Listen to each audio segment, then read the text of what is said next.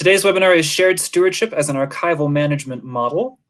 I'm very, very excited for today's webinar. I must say we've been looking forward to this for a while, and it's such a pleasure to see so many of you joining us today. What a pleasure to see well-known faces and brand new friends. Welcome to you all. I want to introduce you to our guests today in alphabetical order. Ashley Minner is a community-based visual artist from Baltimore, Maryland, and an enrolled member of the Lumbee Tribe of North Carolina.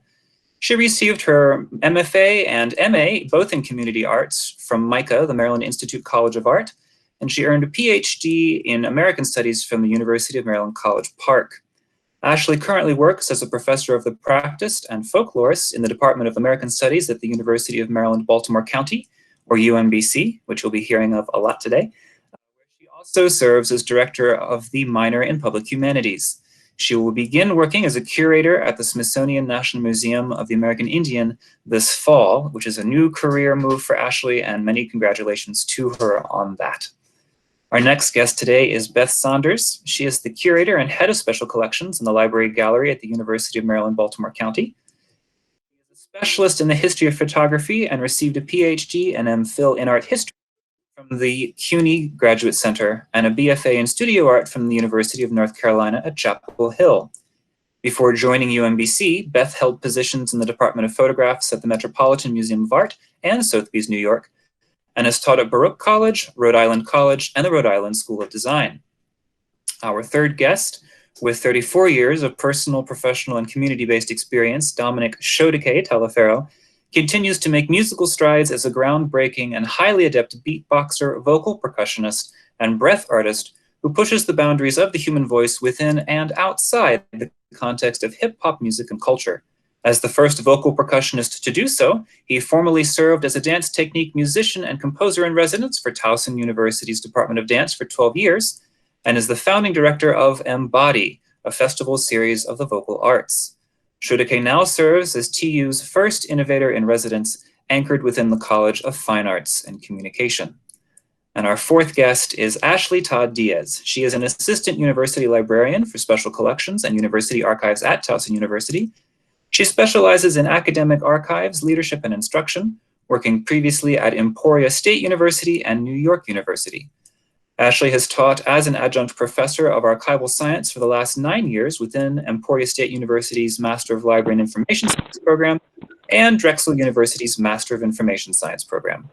She holds a PhD in Library and Information Management from Emporia State University, an MS in Information Science with a concentration in Archives and Records Administration from SUNY Albany, and a Master's in British and American Literature from New York University, and Bachelor's in British and American Literature from Sarah Lawrence College. Grateful thanks to you all for attending, and welcome to you all. And again, for those just joining, my name is Ryan Coons, and I'm the Folk Life Specialist of the Maryland State Arts Council. Please note that we have a content warning for today's webinar. Today's discussion will include conversations about suicide and suicidal ideation. So before we get to the main exciting part of today, that is discussion between our guests, I'm going to paint a little backdrop so that you have enough information to be able for our guests to not have to provide additional information. So I'm going to introduce this thing called shared stewardship and the two archival collections that our four guests today represent. Now, shared stewardship, of course, is an archival management model codified and adopted by the Center for Folklife and Cultural Heritage at the Smithsonian Institute in July 2019. So it's still a fairly new archival management model.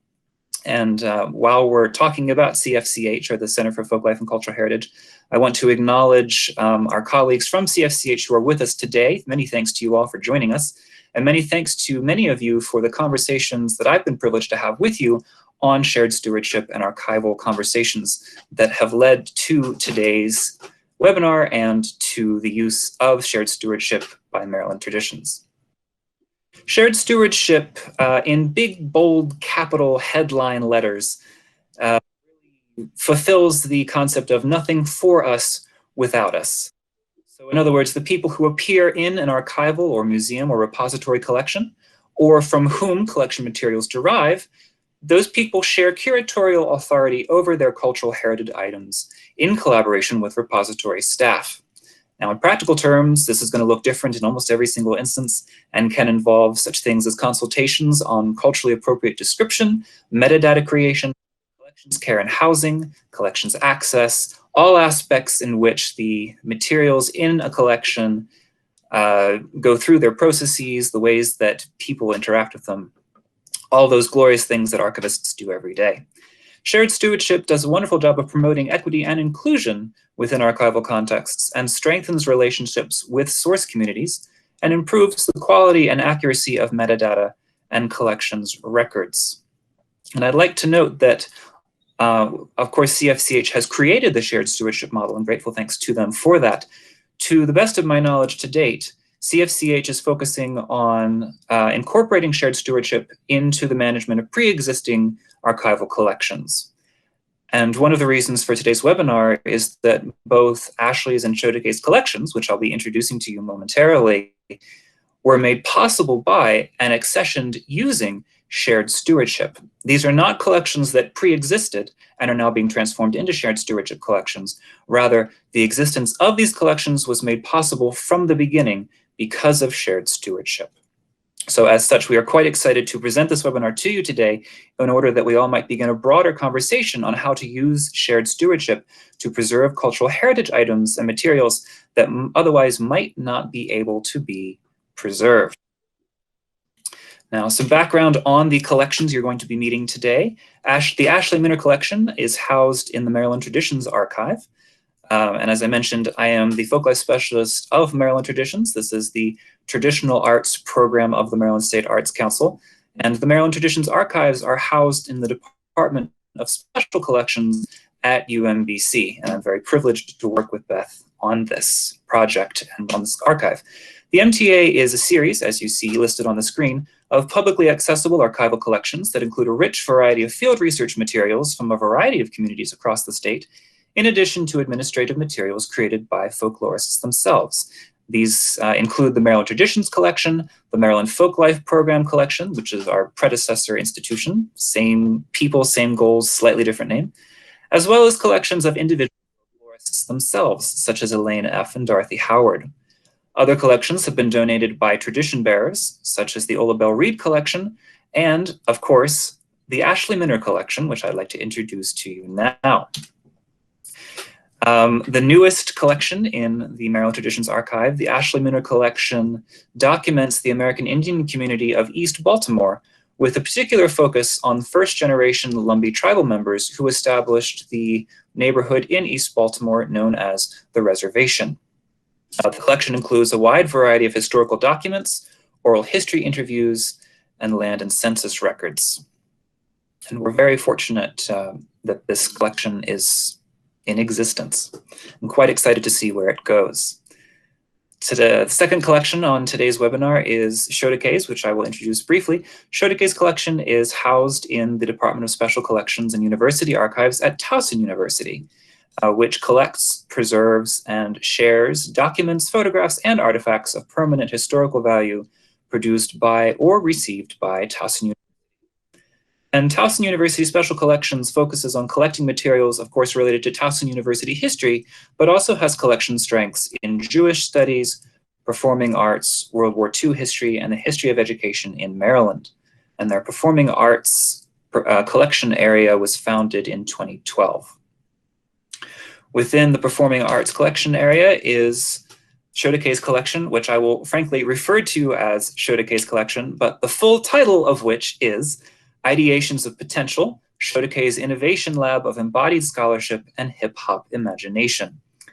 And this, of course, is the first hip-hop-based collection to enter archives at Towson University or anywhere within the University System of Maryland, and to the best of our knowledge, the state of Maryland. And again, to the best of our knowledge, this is the first living archive of a professional beatboxer anywhere in the world. Of course, there are a number of collections that include material on, from, or focusing on beatboxers, but to our knowledge, this is the first devoted to a professional beatboxer. And it documents Schoduke's professional career. As a living archive, it contains both material that he has created prior to now, and the collection will continue to receive additional material as he creates new works and engages in new projects.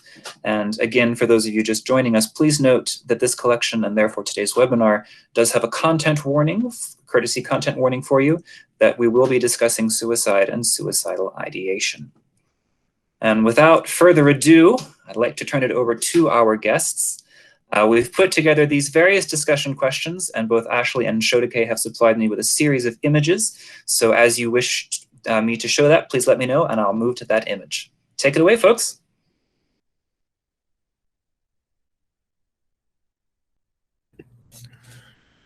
Well, firstly, thank you so much, Ryan, for all the hard work you did in organizing this event.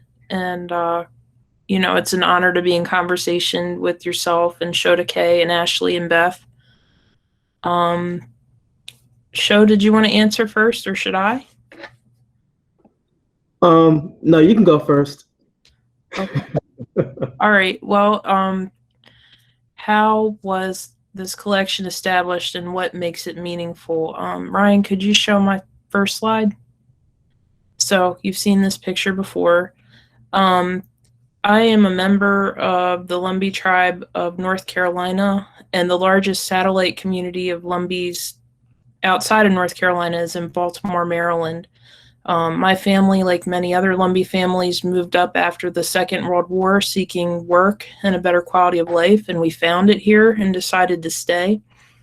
But despite the fact that Baltimore, like the rest of what is now known as the United States, is occupied native land, most people don't expect to run into American Indians here, and they don't even realize that we have this big, vibrant community that used to be concentrated in a particular place, and now there are kind of just traces of that community in that place. We spread out. So this collection comes out of the research I was doing for my dissertation when I realized that we used to have a lot more in the neighborhood than we do presently. And I started to look for our people for records of our presence, our existence, our contributions in archives throughout the state. And I found us, and I couldn't believe it. I was finding, you know, this is a picture of my husband's grandmother that was in the first folder, unprocessed folder of the Baltimore News American collection down at College Park. And I never met her, but I knew her name. And right away I was like, is this your grandmother? And Thomas was like, yeah, that's her. So I started to find our people and bring them home any way I could, knowing that my community members would not go to the archives and do all the things they had to do to be able to access this information on their own. And then also knowing that like it would be really beneficial to us and anybody else trying to do research on our community or even provide services to our community to have all of this information stored in one central location. So I got in touch with my colleagues in special collections of the Albin O'Kuhn Library at UMBC, and I think the rest of the story gets into the second question, so I'll stop there.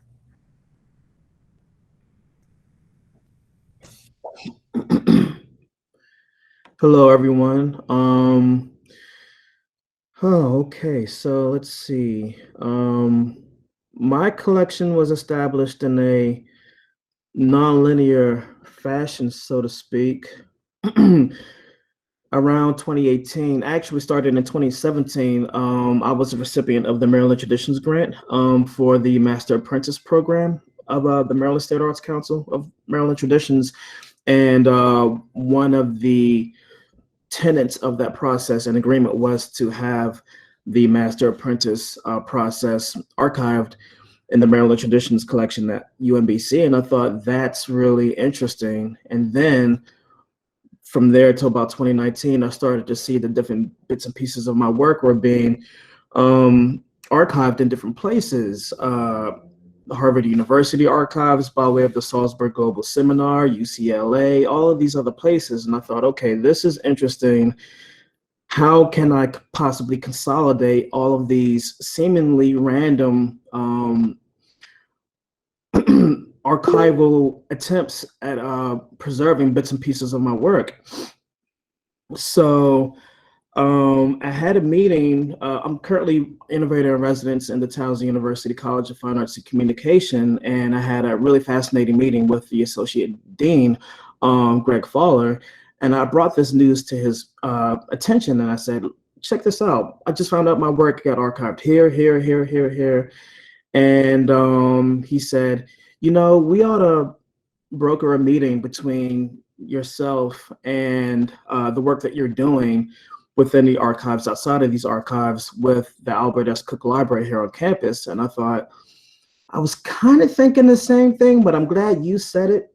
So we had a meeting over there, and about a year later, I was signing the paperwork to establish this archive during the month of Hip Hop History Month, November 2020, on Election Day 2020 last year. So yeah, for the rest of my life, I get to say that on Election Day, by establishing my archive by way of my signature, I voted for hip hop.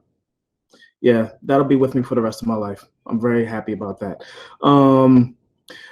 This is meaningful to me because genealogy has been a strong tradition on my father's side of the family, a little bit on the matrilineal side, but more so on the patrilineal side. I can trace my family genealogy through my father's lineage all the way back to around 1811, 1812. Spots with Telephero or Taliaferro. There are variations of the name Telephero throughout American history. Was born a slave, I believe within the state of Virginia, 1811, 1812, spots with Telephero. Excuse me. This goes back way before the Civil War, of course, around the era of the War of 1812. And I've always been fascinated by this, this familial knowledge and history and information. This image here is an image of a drawing of Bai Bara, a leader of the Hutex Rebellion of 1898 in Sierra Leone. Now, I bring this up because I have a very strong tribal-based connection to the legacy of Bai Bara. I look at him as an ancestral mentor, if you will, and essentially he is a part of the Timni tribe. Now, on my mother's side of the family, my tribal lineage is going back to Sierra Leone, are of the Timni people, the Fula and the Shebro. My mother was born and raised in Sierra Leone in the 1950s and moved here to the United States in 1974. So to know that I have a direct lineage and connection to Sierra Leone has been a completely indispensable and priceless body of knowledge and information that I'm learning to cultivate more and more as an adult. So between the family genealogy, my professional career and archival work, and then the Sierra Leone genealogy, all of this inspires a greater sense of intergenerational imagination, going back to the past, illuminating the connections here in the present, and then thinking of these intergenerational connections and sense of imagination moving forward into the future. So that's why I wanted to start with this image here, one of my tribal ancestors, Bai Bara. Both so much. Archivists, do you have anything that you want to add before we move into the next discussion question?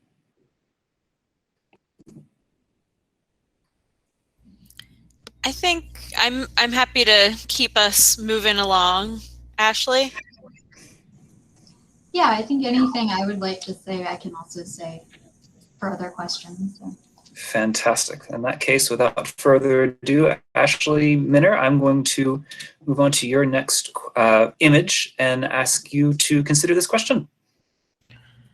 Okay. How did shared stewardship make my collection feasible? So this is a picture of my Aunt Jeanette Jones, who is in the audience. And she's here holding the September 1957 issue of Ebony magazine, for which she was photographed. And she appears when she was 14 years old in this magazine, in this kind of crazy article where folks were trying to make sense of the strange new population in Baltimore City. And it was hurtful at the time, but now because I was able to purchase a copy of this artifact and return it to her, you know, like 50, 60 years later, she was just tickled to see herself and her peers in their youth hanging out in the neighborhood known as the reservation. So just a little background on that photo. The only way it would have been okay for me to relinquish the materials I've been collecting my whole life, pretty much, oral histories of my elders, our stories, you know, photographs, my own artwork, all these materials that have been part of what I've done, you know, since ever, in addition to all the things I've been mining from archives, would be that on the condition that our people have some control over how these invaluable assets are cared for or presented to the public, or, you know, how they exist in a collection. So, and also the benefit of institutional care with people whom I trust and like a great deal, and their willingness to work with us on this and try something new is what's made it possible. Thank you so much. Schoduke, shall I move on to your image? So how did shared stewardship make your collections feasible? So hip hop will be experiencing and celebrating its 50th year of existence in the year 2023, which makes me equally excited and absolutely terrified at the same time. We have an interesting future ahead of us. With that said, hip hop is very much rooted in oral tradition in terms of sharing and distributing its stories, its narratives, its methods, its innovations, its techniques. And a great deal of the techniques and vocal innovations that exist within beatboxing are very much rooted in oral tradition, which is fascinating to me because beatboxing is so highly codified, scientifically, culturally, vocalogically. And so that natural sense of oral tradition and distribution, which already exists in hip hop, fits very easily into the concept and construct of shared stewardship. And so sharing this dynamic of information and power dynamic with Towson University's Albert S. Cook Library, and the fact that Ashley Todd Diaz is actually really, really, really cool to work with, makes it all that much easier. Thank you very much. On this other note, in terms of making the collections feasible, one of the other members of the Albert S. Cook Library's Division of Special Collections, John, is also himself a fan and a devoted listener and absorbent of hip hop culture. So that makes it so much easier. I don't have to explain a whole lot to my main points of contact. And I'm using this image here to sort of illuminate this question in the way that I address it. This is an image of beatbox pioneer Darren Robinson of the Fat Boys DJing a live event, year unknown. Very few people actually know and understand that he was also a DJ, which was very illuminating to me when I learned of this recently. And that's another point of reference in terms of him cultivating his techniques and methods that illuminates this as aspect of reinforcement as a beatboxer, because if you were to listen to his techniques, again, he sounds a little bit like a DJ DJing when he's actually performing the art and science of beatboxing. Another thing that has made this really fascinating and interesting for me is the fact that this is a way for me to illuminate the histories and stories of those who came before me, actually. My pioneers, essentially my forebears and forefathers within the culture of this fantastic art form, because Darren Robinson's stories are not very well understood.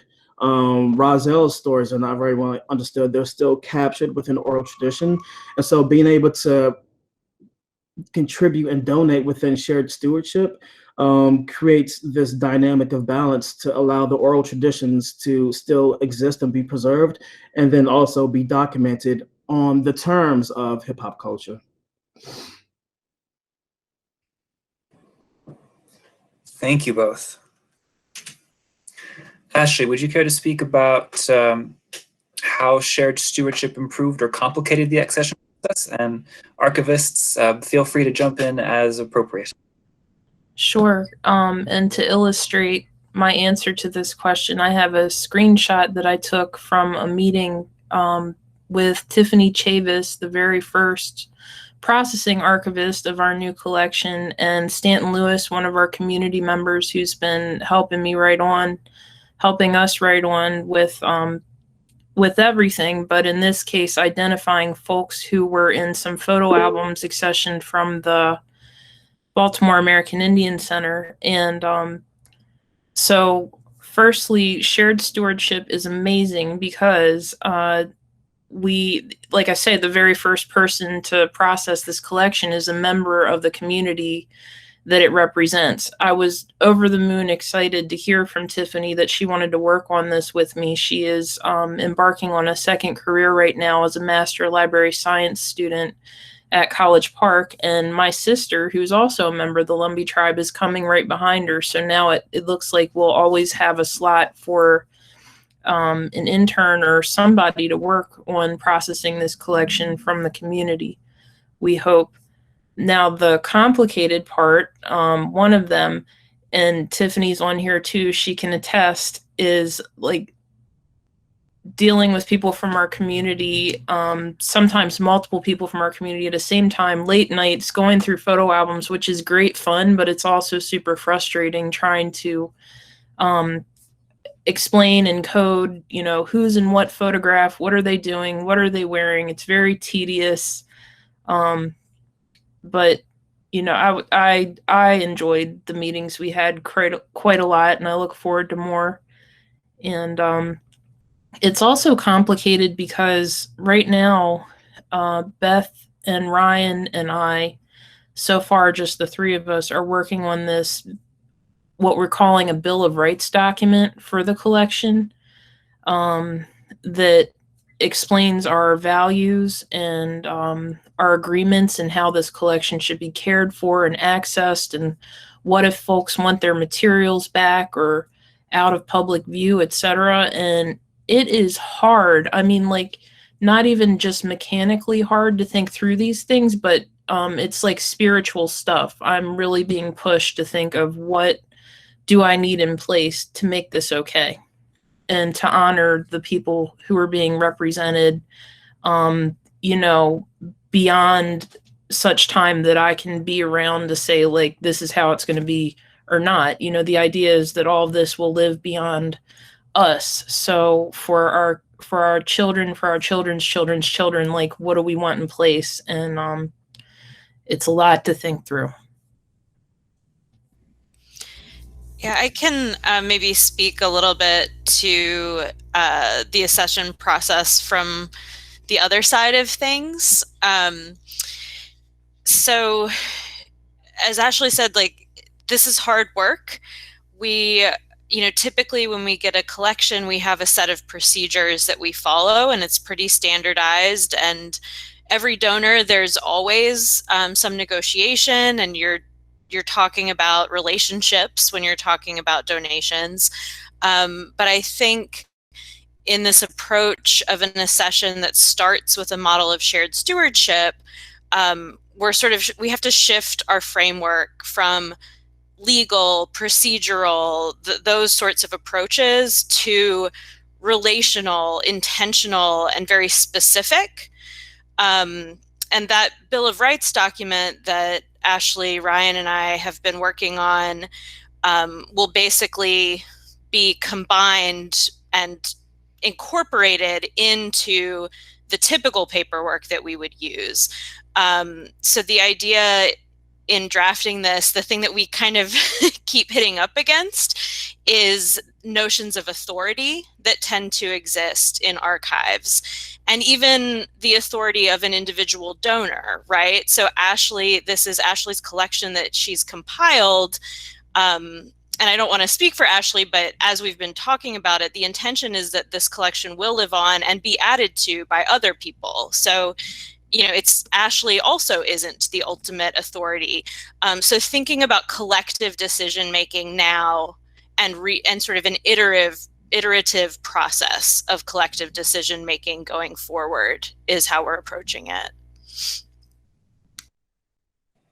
Thank you both so much. Schoduke, shall I put up your photo for this question? Here, Ashley Menor. Yeah, it is extraordinarily challenging and difficult. It really, truly is on all levels, mentally, physically, spiritually. Yeah, there's a lot that goes into it. How has this improved or complicated the accession process, the donation process, et cetera, et cetera? In some ways, it's been really easy because thus far I'm the sole steward, besides of obviously special collections at Towson. I'm the sole steward of this collection, but I do feel beholden to my cultural colleagues within the practice of beatboxing and within hip hop, and particularly in relationship to those that came before me, the many greats, Darren Robertson, Dougie Fresh, Rozelle, DOA, Kenny Muhammad, the list goes on and on and on. So one thing that I want to do that I believe will make things really efficient in terms of a donation or cultivation process, if you will be to conduct interviews within the collection with some of these greats that came before me that have inspired me to continue on this path of being an advocate and a practitioner of beatboxing within the context of hip hop. One thing that's made it really easy was having or improving, enhancing relationships with these other archives across the country that have bits and pieces of my work already. So for example, UCLA, their music library collection has been really responsive and very supportive in this total collection of mine. Obviously, Maryland Traditions has been really cool. Thank you, Ryan. Thank you, Beth. Let's see. The Conference on World Affairs, I made them mad last time we were in touch with each other, so I don't know what's going to happen with them. But we have time. I have the rest of my life to work on that relationship. Harvard University, where my work contributed through the Salzburg Global Seminar, is being archived through Harvard University libraries. They've been very responsive. They've been in touch. But one thing I really would love to do through the access of my archive is to have a page where these different archives are consolidated through one access portal, and you can look at the different archives throughout the country where bits and pieces of my work are already being collected, whether it's at Harvard or UCLA or the Library of Congress. Another point of reference, the Library of Congress, the American Folklife Center, they've been very, very responsive. And so in some ways it's been a really simple process, and in other ways it's been complicated.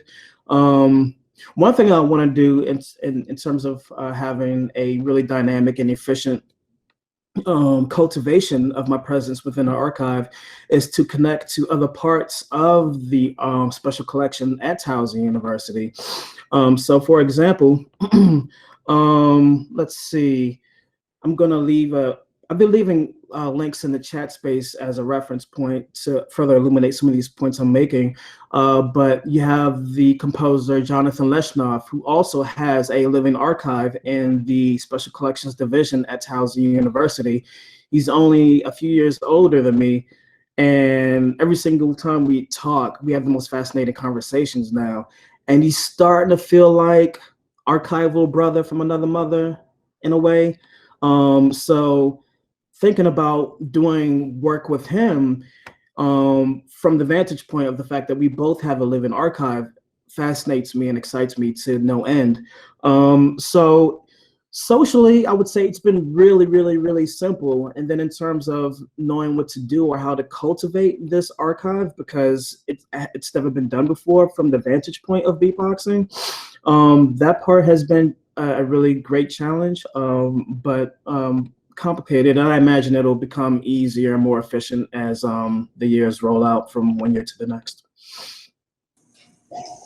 So from the archival standpoint, I think one of the things that I've been thinking about a lot recently, and that I was happy to see SAA has embedded into their core values, is archives aren't neutral, right? We're not neutral spaces. And so rethinking some of these traditional methods of things like accession processes, right? The way that things have always been done before has been, I think, something that this project in particular has allowed me to explore. And the fact that Sho has been, such an active participant, he quite often when archives receive donations, we don't really get an opportunity to speak with the donor beyond that agreement, right? And so kind of refocusing, as Beth was saying, from kind of this idea of transactions and transferring rights, transferring property, to discussions of partnering and collaboration and the goals that we want to see these collections achieve, right? Who we want to reach and what we want to be able to do with these collections has really been enlightening and kind of a breath of fresh air. So, kind of breaking away from a fear of losing resources or a fear of lack of control or losing authority, or, we're kind of gaining a lot more in this opportunity of shared stewardship. So, I think partnering has definitely allowed us to learn a lot from Sho and his information, right? His expertise on what things are, and language, right? Our language has power. And so he's been a huge part of our team as we have been working through the accession processing, as we have been describing materials, as we have been forming the visual representation online. And I think one of the benefits of Sho and his personality and his career, he's so well connected, right?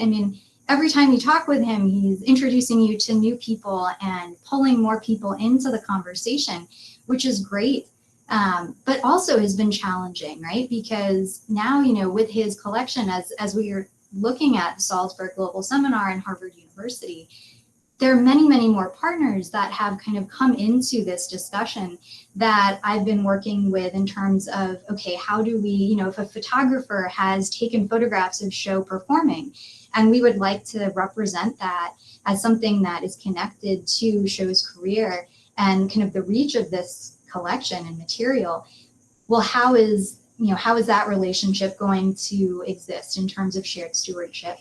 And what voices are going to be at the table, and how do we represent them and make sure that as this collection is growing and the network is growing, that everybody's voice is heard. Thank you all so much, and thank you all for your patience as I deal with some apparently unexpected internet outages. Moving on to the next question, Ashley, would you care to focus on what kind of relationships were already in place to facilitate the collection, and also how those relationships have changed? Sure. So this is a photo of myself with two of my most favorite Lumbee elders on the left, Carl, Mr. Charlie Locklear, and on my right, Howard Riedel Hunt. And I could begin by saying the Lumbee elders of our community are just my most favorite people on earth. I never get tired of them. They have all the best stories and all the best jokes. And I spent a lot of time with them, obviously leading up to the establishment of this collection, and have been working with them very closely in doing my research, which I don't even really like to call it research. It's like collecting our stories. And I believe that the lives they've led and continue to lead deserve to be honored and recognized and preserved such that other generations can know who these folks were and what they did. So hanging out with the seniors who are already my heart to get this work done. Also collections with other folks in our community who are now volunteering interviews they've done with their own relatives, because I'm just one person, you know. And then also the fabulous, amazing, wonderful, brilliant librarians and archivists at UMBC. I can't even begin to thank them for all of the help and patience and, you know, innovations they've come up with to get me this far. I mean, like, I wouldn't have been able to do the archival part of my research without Lindsay Laper, without Susan Graham, without Beth Saunders, without yourself, Ryan. You know, every 5 minutes, well, how do you do this? Well, what do you do then? And then, like, here I am, you know, causing a fuss in every archival collection I visit when I find something. And then those librarians and archivists get excited with me and they want to help. And I also just need to say thank you so much to Laureen, who worked with Tiffany this semester, and the work that Tiffany's done to process this collection. So it would not be happening but for the interpersonal relationships that already existed. And if they've changed, I would say they've only deepened, and my appreciation's just grown astronomically for all the folks I just named. Thank you so much.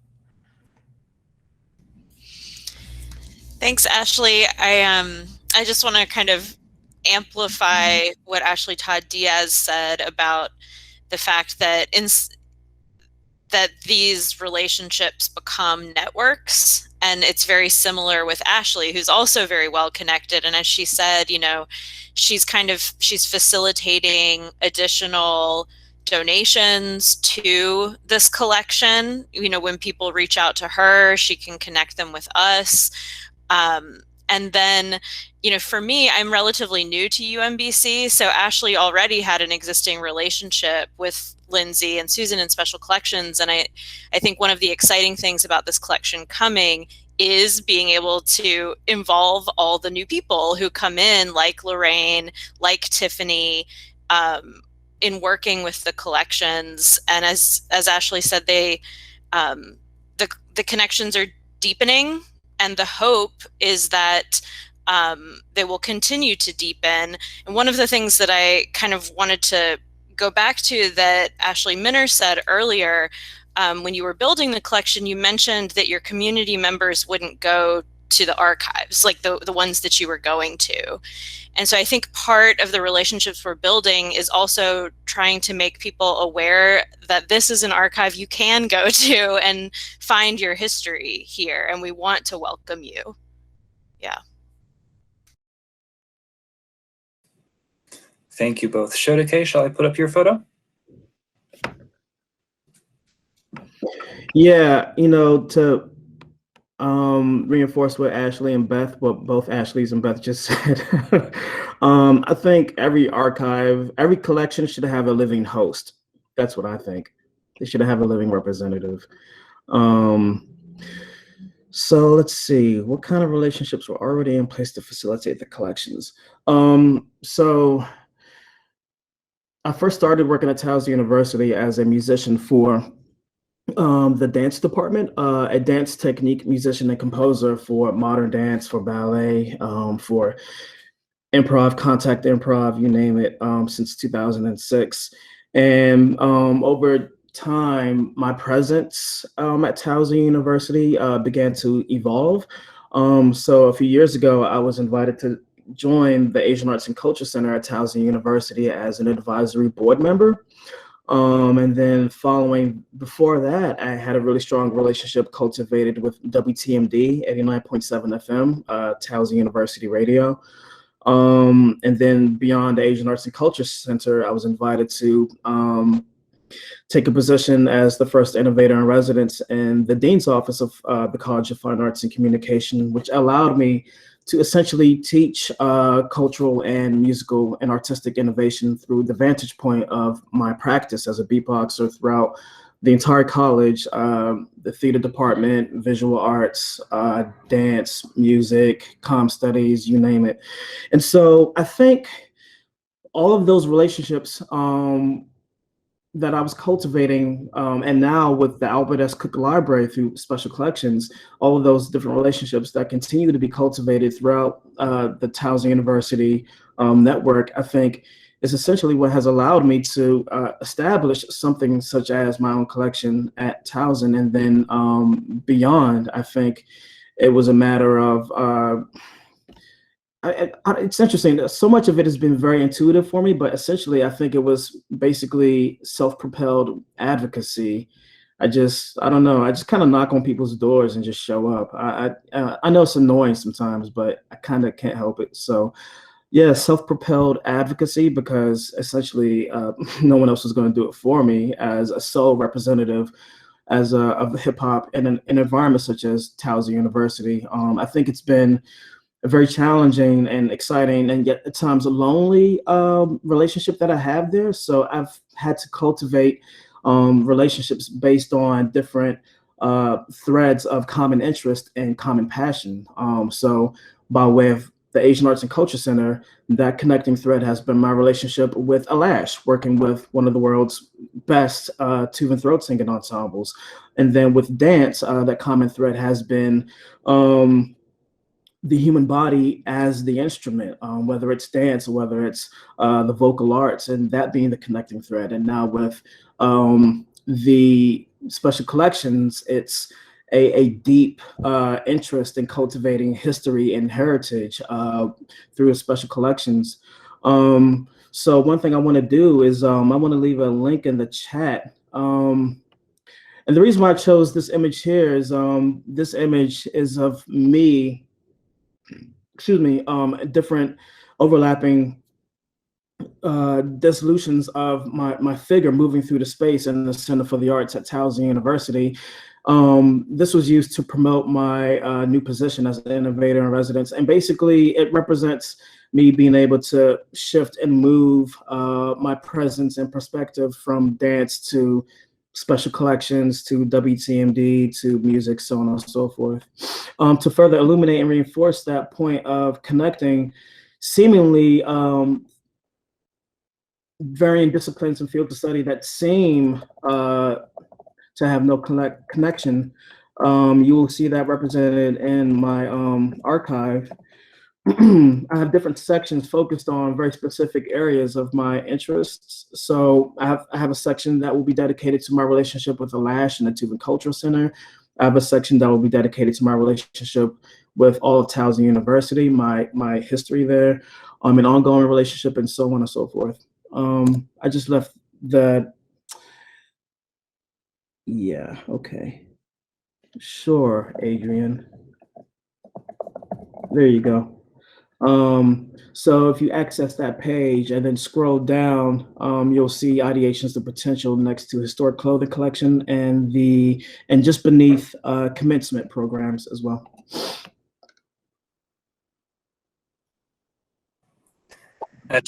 Is there anything you want to add to this?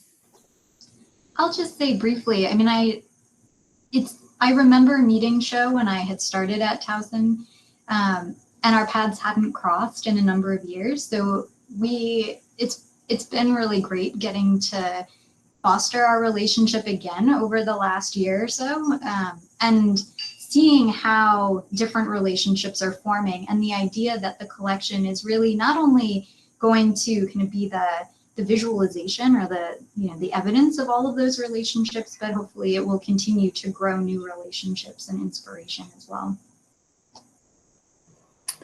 Thank you for so much. In the interest of time, so that we can honor everyone's time, I'm going to skip skip one question. And Ashley and Sho, if you can, just so we've got a few moments for Q&A at the very end, if you can maybe take 2 minutes each to respond to this question of what you've been able to do as a result of now having an archival collection in the shared stewardship model. So this is a screenshot of an article that appeared in Smithsonian Magazine last year about the work that I've been doing. And this year and last year have probably been the first of my life where I've been a little bit famous, not only during American Indian Heritage Month. So that's very exciting. And all of the publicity we've been getting, all of the authors, the reporters, they want to mention that we have this collection. Usually when there's an article, Lumbee folks or friends of Lumbee folks or Indian folks from Baltimore, and I do want to underscore that there aren't just Lumbee Indians in Baltimore, and this collection is intended to represent other indigenous folks as well. They'll reach out and they'll be like, hey, I saw your article. This is great. I have these resources, or I interviewed my grandmother or my grandfather, or did you ever know about the way our community operates? We know who we are by identifying kinship connections and relationships and telling stories. And then eventually you find out you're fourth or fifth cousins. So this is happening. And now I can be like, we have a collection. Do you want to, would you be interested in having your materials represented in the collection? It's publicly accessible. Tell everybody that we're going to have this collection. We're going to have community archive days at the Baltimore American Indian Center. You can come, you can be recorded. We'll scan your photographs. Like, this is bigger than me and even bigger than just us. Like, it will live on. And it's just been like a great time to spread the word that we now have this resource.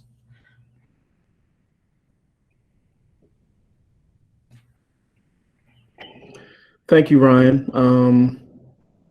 Beautiful, Ashley. Thank you. Wow. So I have two examples. One thing I've been able to do as a result of the collection is raise up my relationship with Alash, one of the leading tube and throat singing ensembles from Kazelle Tuva. 2021 is a point in which I get to celebrate my 10-year anniversary of working with Alash, which came by way of their first performance in Baltimore at the Walters Art Museum back in 2011. And so many exciting things are yielding from that 10-year relationship and connection.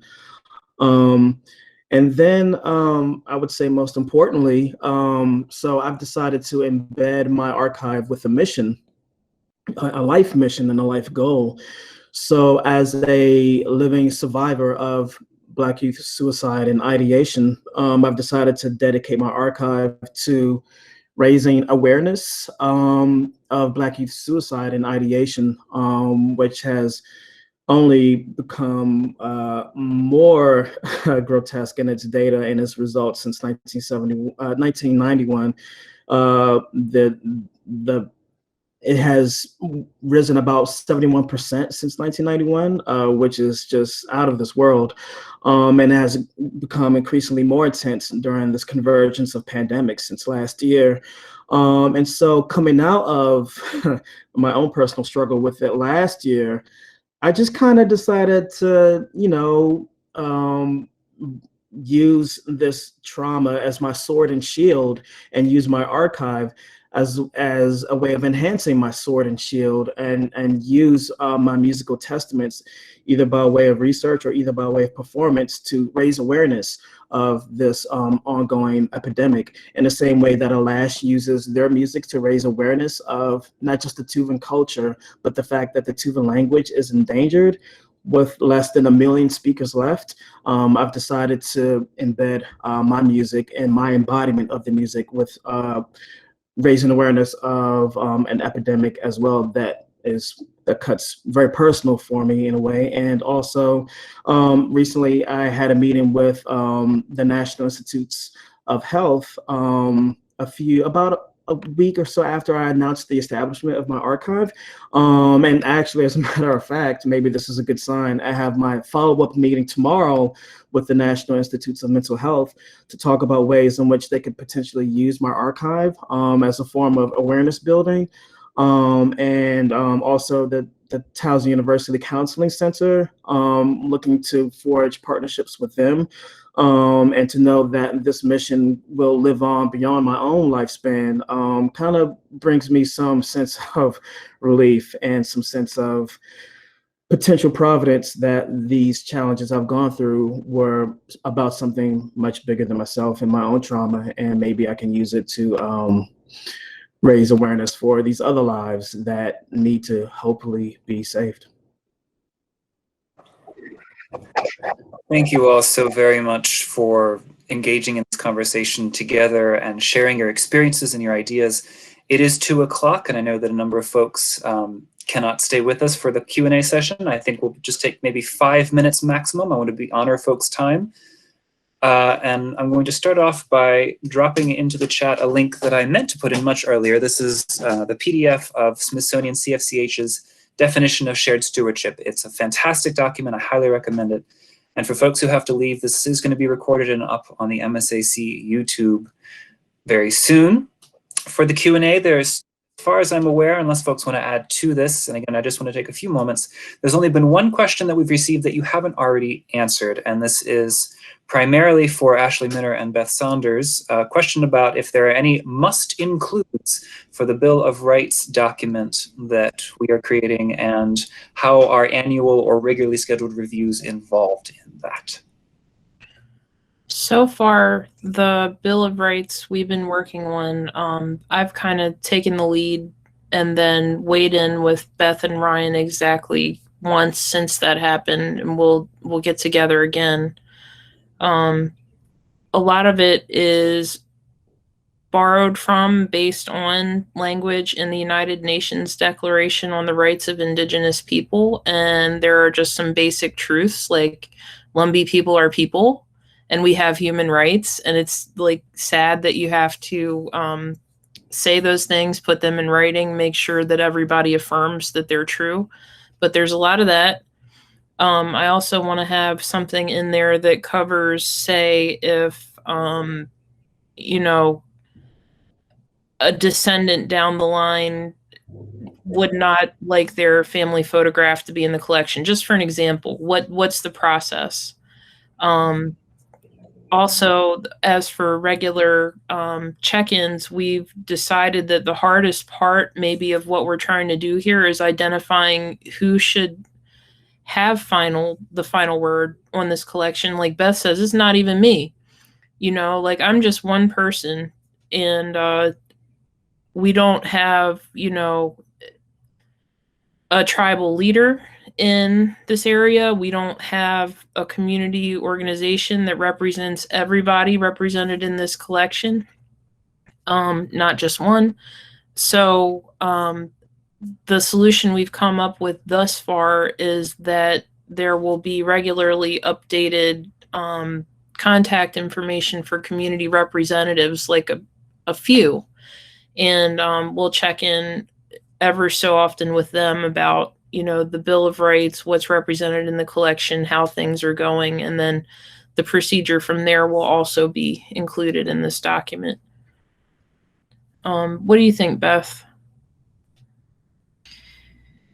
Yeah, I think you've covered a lot of it. I will say, you know, from our standpoint, as we've been reviewing the rights document together, it's sort of like there's a section on rights and then there's a section on responsibilities that sort of shifts the focus to those more detailed processes, like what will we do if someone believes we should deaccession something, and thinking through that, and you know, what are the mechanics of keeping in touch with people on an annual basis.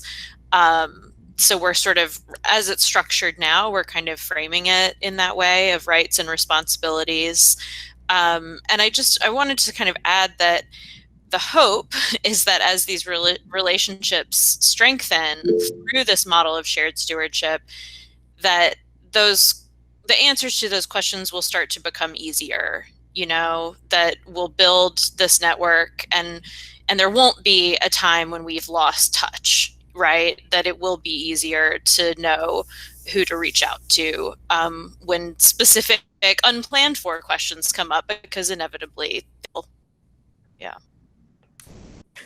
Thank you both. And one follow-up question there is, this Bill of Rights, or whatever it ends up being called, because of course names change sometimes, is this something that will be publicly shared once it is completed?